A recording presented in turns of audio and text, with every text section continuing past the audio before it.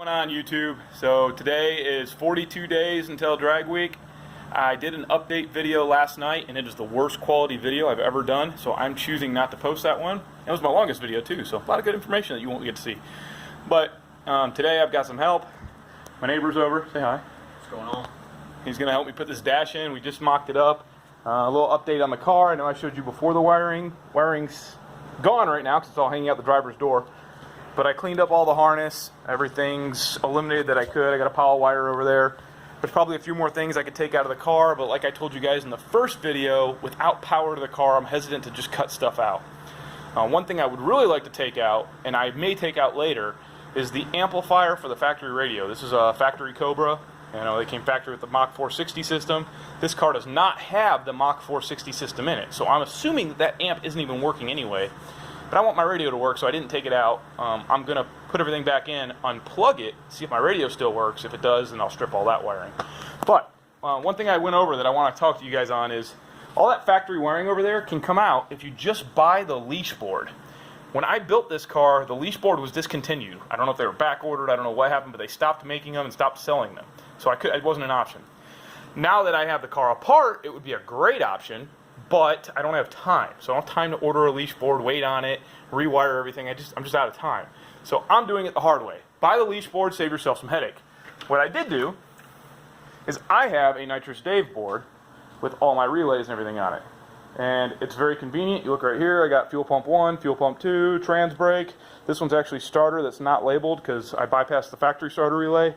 Fan 1, fan 2, this is my intercooler pump, and trans fan, and I still have 2 open relays to use.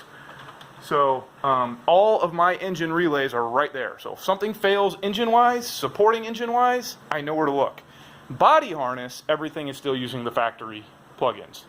So because I still need the headlights, the turn signals, the horn, the radio, the AC controls, I still have that factory harness. If you buy the leash, it has turn signals built into it. It has headlights built into it. So it's worth the money. But back on to what we're getting at today. I told you guys my goal this whole weekend was to get the dashboard in. I'm not positive that it's going to be in, but I've at least got to start going. So here's the dashboard. If you guys never had one out, there's what the back looks like. All nice and tetanus looking ready. So, we're about to have some visitors. So right here, I taped this off. I had to clean this with some alcohol to get this to stick, but this is my marks of where my roll cage hits, right here. That's the center roughly. That's my 2 sides roughly. I measured this with a straight edge. It's not perfect, it's not rocket science, and this is conservative.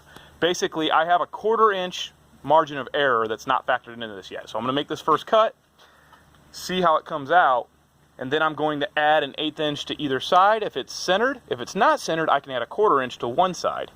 But I have a 1/4 inch margin of error factored in right now. So hopefully I'm within a 1/4 inch. If not, not a big deal. I do think I'm going to have to trim this bar for the down bar on my cage. I think basically this corner's got to get chopped off. And if so, then this factory AC duct will have to move. And this might hit just a little bit. So if this ends up hitting, what I'm going to do, because the factory fuse box sits right here, I think this might be the turn signal module. I'm not real sure. Somebody could fill me in on that. I could get rid of that if I knew what it was. But all this is going to have to get moved over a few inches. So I'll just cut this whole bracket off, move it over, and re-weld it on. Not a big deal. So give you guys an update tonight, maybe. If not, I'll update you tomorrow. Have a good one.